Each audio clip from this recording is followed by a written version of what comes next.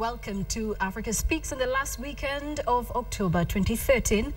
My Twitter handle at Doreen Biira, and you can reach me using the hashtag Africa Speaks. Today we focus on young developers of technology. In this case, we are having people who are here to tell us about the products that they've developed for both the African continent and across the world. And also we'll be speaking to Nicole Woodard, who is at our city center studio, and he is an investor as well in technology. He'll be telling us what exactly we should look out for, or what is it that investors look out for when they're looking at the different products. So you can be sure to reach us using the hashtag Africa Speaks. But before that, I would like to ask you, what applications or what technologies would you like to see developed for the African continent? You can reach us using the hashtag Africa Speaks as well. But first, let's begin with Web City. Find out why Ethiopians have been banned from seeking employment abroad, plus the best and worst countries to be a woman in Africa.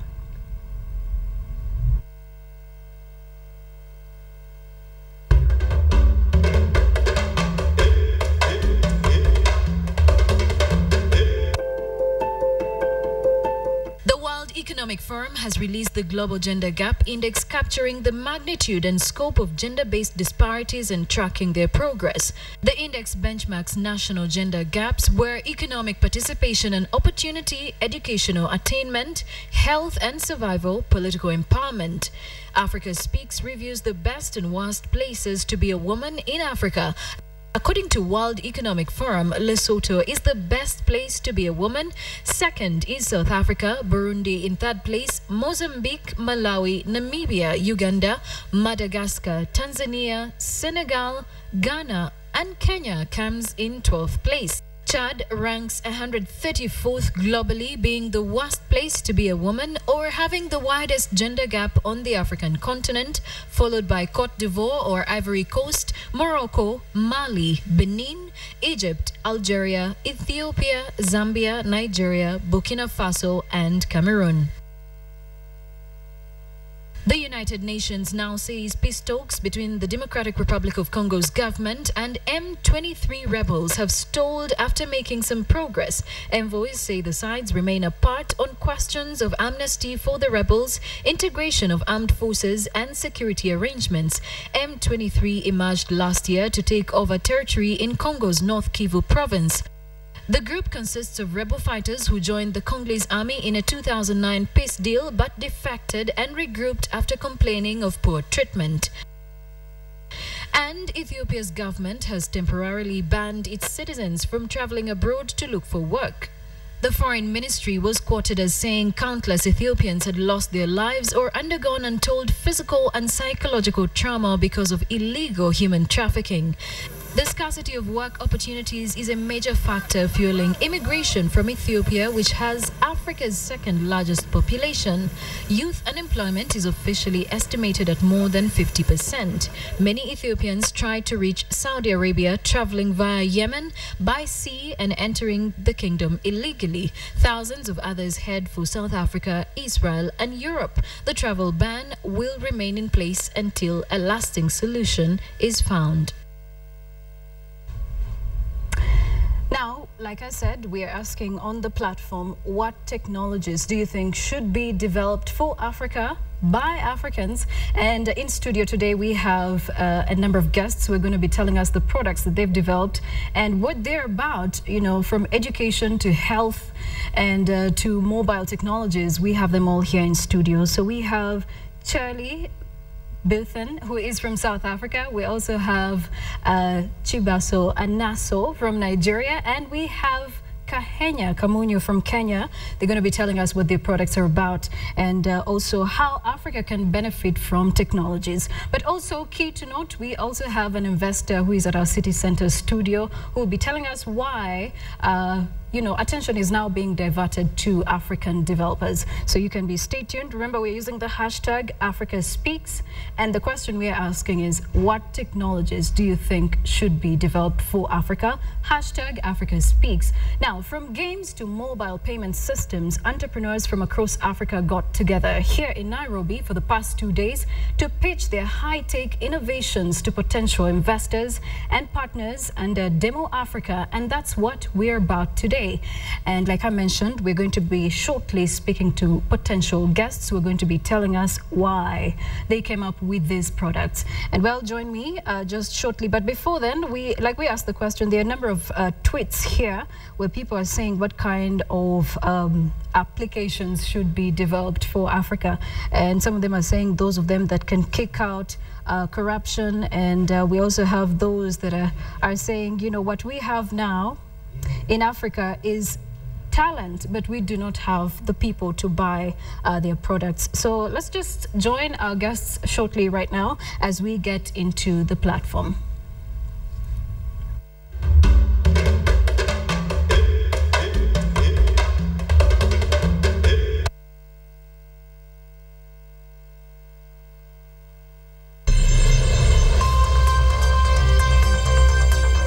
Services in the afternoon.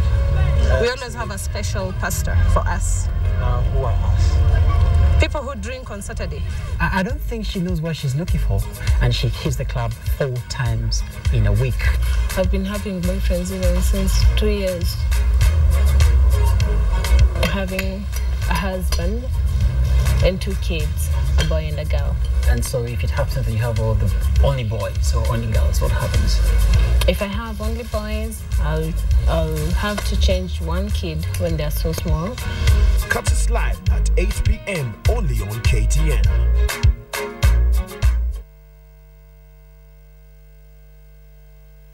This week in the Nairobian, alarm as city Indians abort girls. Read why some of the city hospitals refuse to disclose sex of unborn over culture that favors boys. They think I'm a terrorist. KTN's investigative journalist Mohammed Ali speaks on multiple cases of airport mistaken identity. I still love my wife, Pastor Wairimo. Bishop William Musyoki Mwangangi reveals his love for his wife and says she has never cheated on him. These and more juicy stories only in the Nairobian.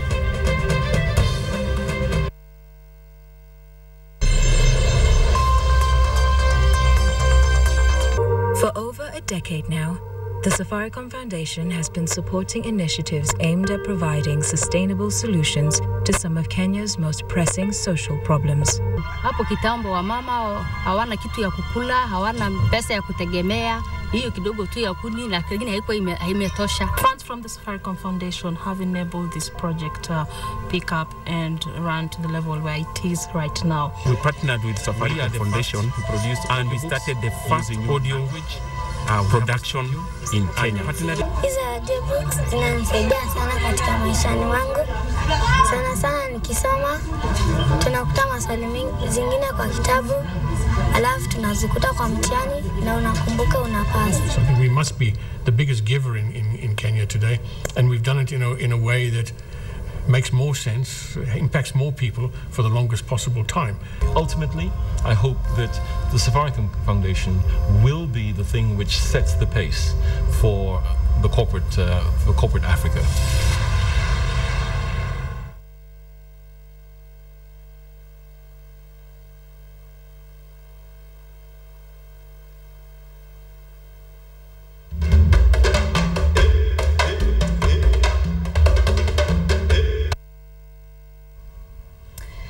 Welcome back. You're watching Africa Speaks right here on KTN. Remember, we're using the hashtag Africa Speaks, and you can tweet us, tweet me at Doreen Biira, and you can tweet at KTN Kenya or at KTN Africa Speaks. And like I mentioned earlier, we've got very intelligent young African guests in studio who are here to tell us more about their technology products. I would actually define them as technology entrepreneurs or techpreneurs.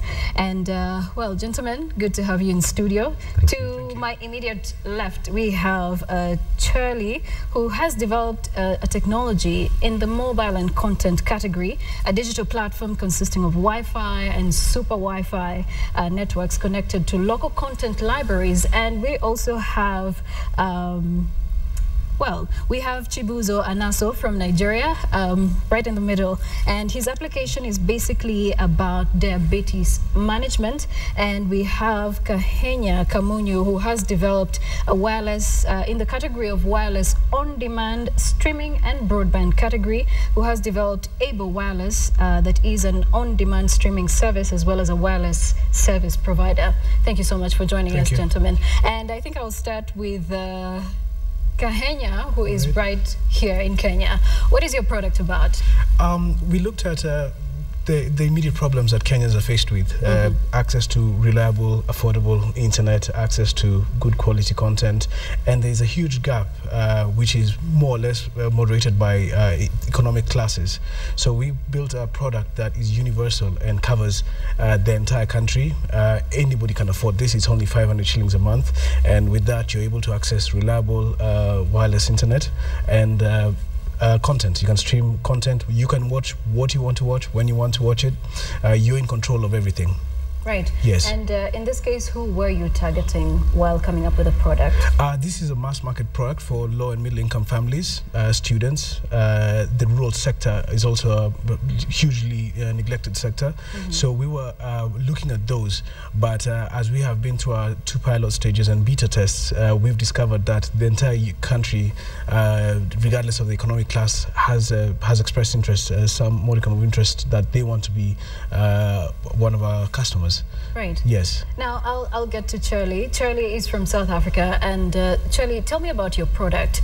From what I've seen of it, it's called Eduze. Correct. Yes, and it's a digital platform consisting of Wi-Fi and super Wi-Fi. Yes. And some people would actually get confused. What is the product about?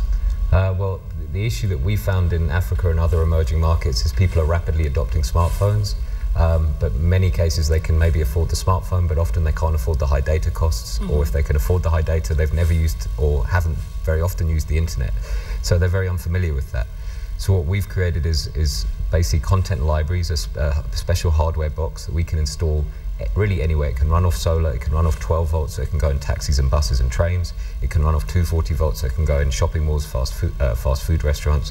And it delivers a range of content: music, movies, games, websites, apps, completely free with no data costs to the users. Right. And from what I read about it is that, it has a lot to do with the support and also the radius. Tell me about the radius of this Sure. Well, our standard box, which goes in buses and taxis, has a radius of about 75 meters, just to cover the taxi and anyone in a taxi rank, for example. But then we have partnerships with super Wi-Fi technology companies. And super Wi-Fi, there's 2 types. There's super Wi-Fi, which operates on 800 megahertz, which is wideband frequency, which is the old analog TV frequency. And a lot of large telcos use that grade of super Wi-Fi. For our usage, we use unlicensed bands, which are the traditional Wi-Fi bands of 2.4 and 5 gigahertz. Right.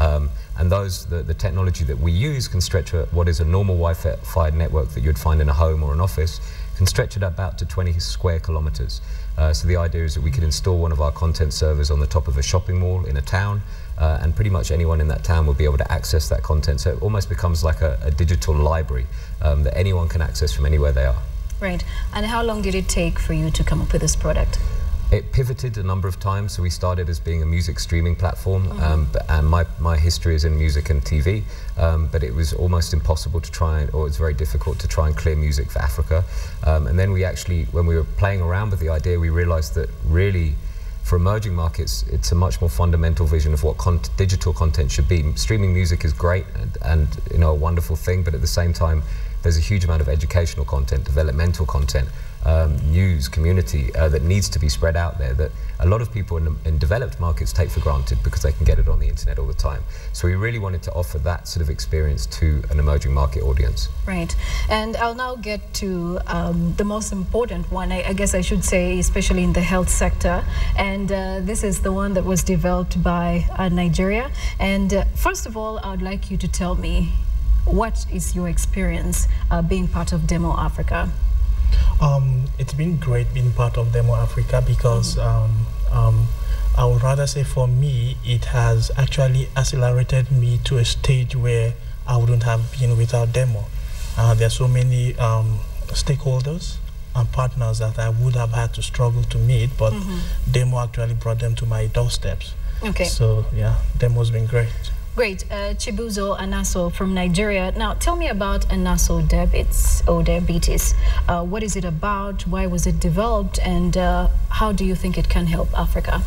It was developed because of the inequality of care that people who have diabetes experience. You know, if you are wealthy on the higher social class, you get better care because you have internet, you have access to a lot of facilities. But you look at those at the lower levels of the ladder, and they are the ones that are dying of diabetes, especially in Africa. So I built this platform actually to give everybody, irrespective of your class or location, accessible and the best care one can get when it comes to diabetes and cardiovascular diseases. Right. And when you look at Africa as a continent, and from the experience and also the reason why you were inspired to come up with this product, how affordable do you think it would be to Africa? Basically, we've made our model in such a way that users can use it for free. So it's basically affordable. Nothing else can be more affordable than free. So we have a model in such a way that we get other partners involved so that they can assist, because the IDF has a target for Africa and said the only way to achieve it is to make diabetes management everybody's business. So our platform is trying to make diabetes management everybody's business. Right. In case you're watching us right now, we're using the hashtag Africa Speaks, and if you'd like to stream us live online, just log on to ktnkenya.tv and you'll be able to stream Africa Speaks live online. Now, we're speaking to techies from across Africa. In this case, I'm talking about South Africa, I'm talking about Nigeria, as well as Kenya. And would also like to now pitch through to Michael. Michael, who is in Uganda. Apparently, we are having a hard time streaming that, but we're trying to get to him as well, so he can tell us what exactly, these techie developers should be able to come up with that can be attractive to Africa as well as to investors. And these techies have been here in Kenya for about 2 days, and they've actually been doing more of a demonstration of what their products are about. And for the past 2 days, they've been here, about 40 of them, who were finalists of the Demo Africa 2-day expo. I don't know if I should call it an expo, but yeah, they've been here in Kenya. And the important thing here that we should discuss is what do you think are the challenges that technology developers do face? I'll start with Charlie. I mean, first up is obviously infrastructure, but it's also what creates the opportunity for a lot of us.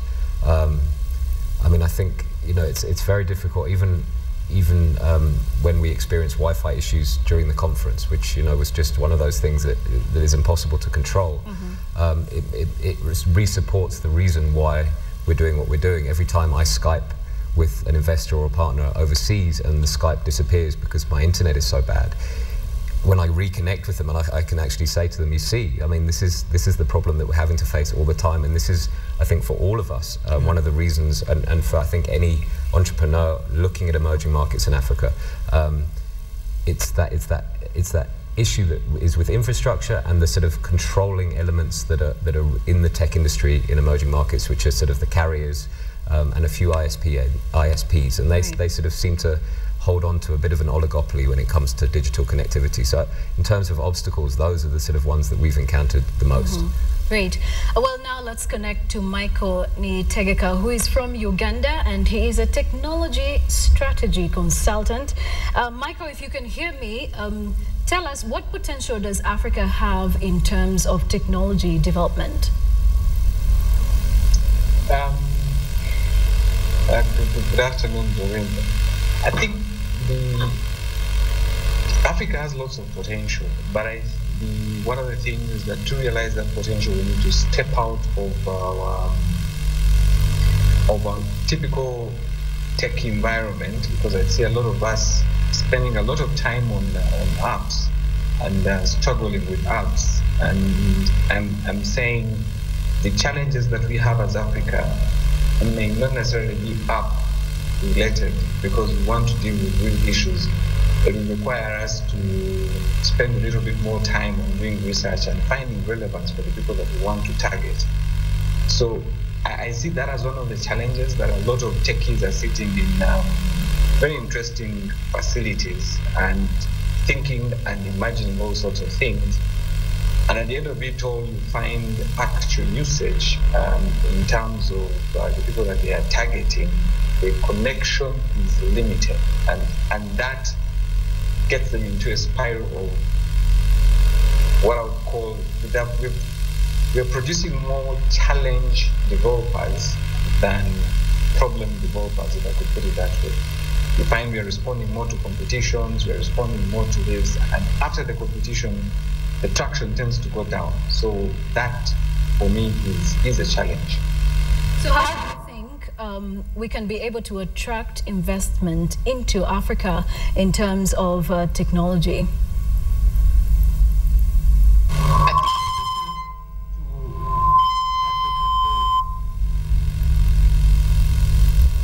I think for me, technology into Africa, investment for technology into Africa is going to be driven by, if we can start developing technologies or even apps per se that speak to volumes of people.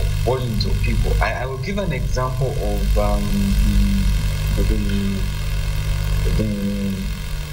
the technology that was developed by these the guys at Makere for the prenatal care and prenatal check.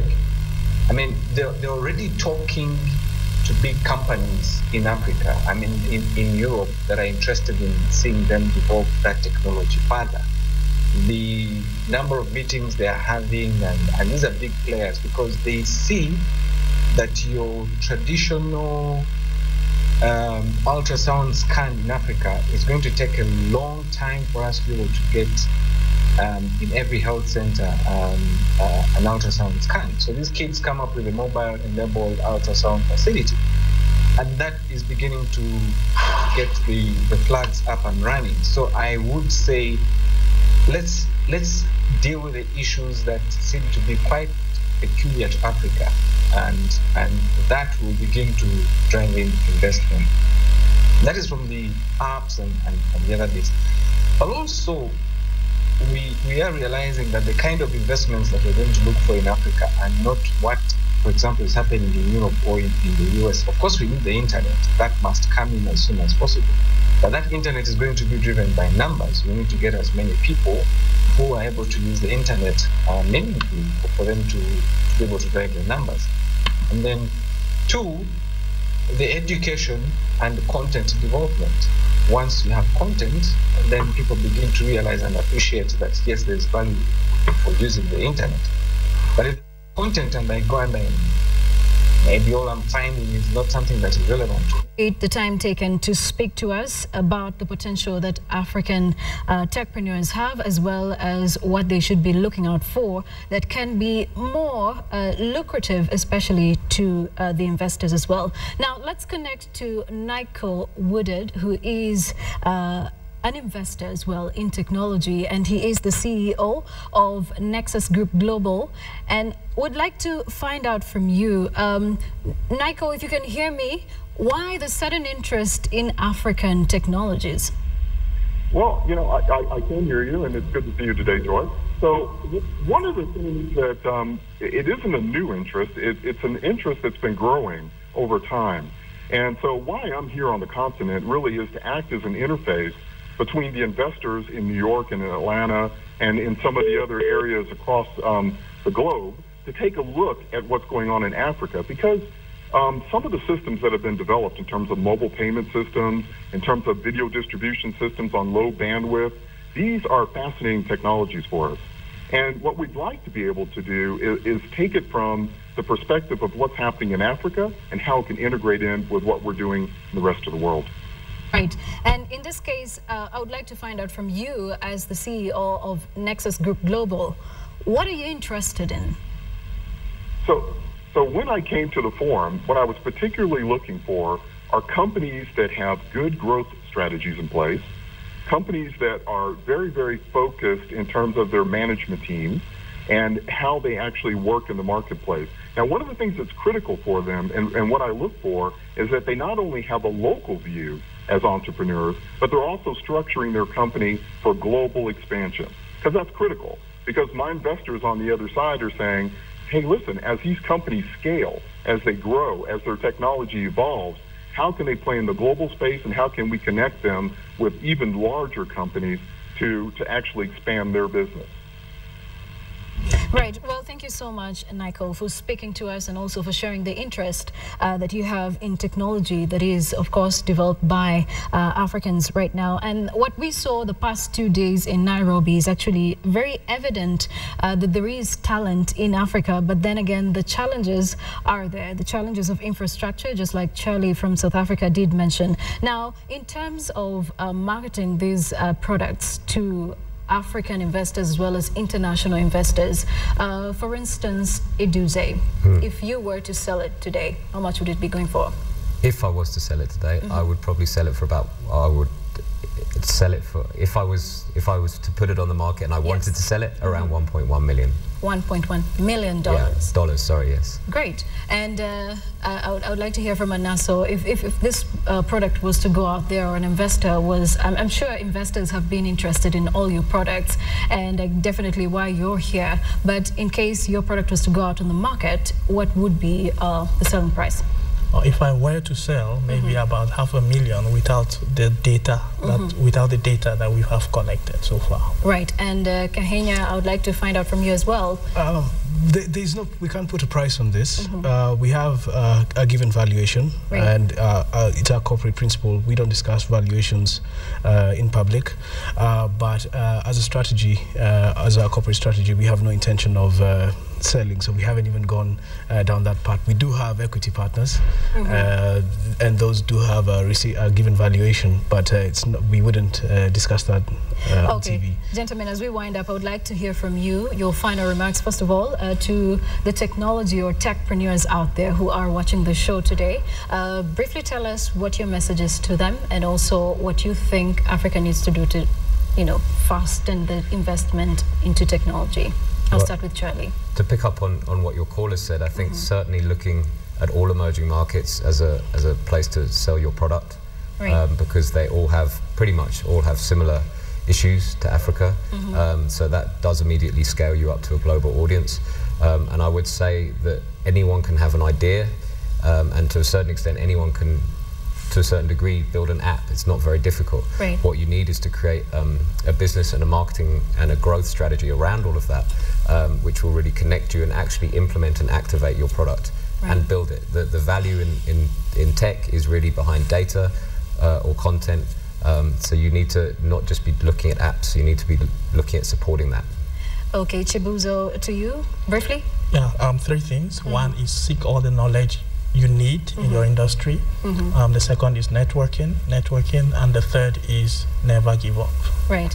And Kahenya, very briefly? For us, we've discovered that we're assembling equipment here, and the tax regime is not helping us. So, as we reach to our customers, we're not trying to pass on that cost to customers. So, a more understanding tax regime, leadership structures that allow us to be more independent, and the reality that regulators need to understand that whether they like it or not, disruptive technologies are coming, and whether they want to play part of it or not, it's really up to them now, because disruptive technologies will replace what exists in the market right now. As he said, that there's that oligopoly that exists. That's going to change, and it's already changing, and people need to start accepting that. Great. Yeah. Well, thank you so much, gentlemen, for making time for the show. I'll just read just a few tweets under the hashtag Africa Speaks. We're having Semi Keep, who is saying, well, who is saying an app that will increase the country's security level by detecting and locating terrorists and explosives. That's what you think some of the techpreneurs should be working on. And we also have Davis Ngari, who is saying there are several ways to link technology with challenges affecting our continent, but general infrastructure is the biggest challenge right now. And also we have Balozi, who is saying, does technology advancement really target Africa's public or a few rich individuals who can have a clutch?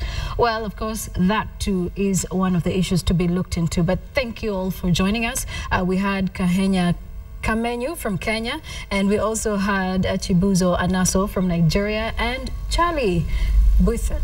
Yes. Yes, from South Africa. And also we had Michael Niyitegeka, who is a technology consultant from Uganda, and Nico Wooded, an investor and CEO of Nexus Group Global. Thank you all for joining us. This conversation continues online under the hashtag Africa Speaks. Tweet me at Doreen Biira. For now, good afternoon and thank you for watching.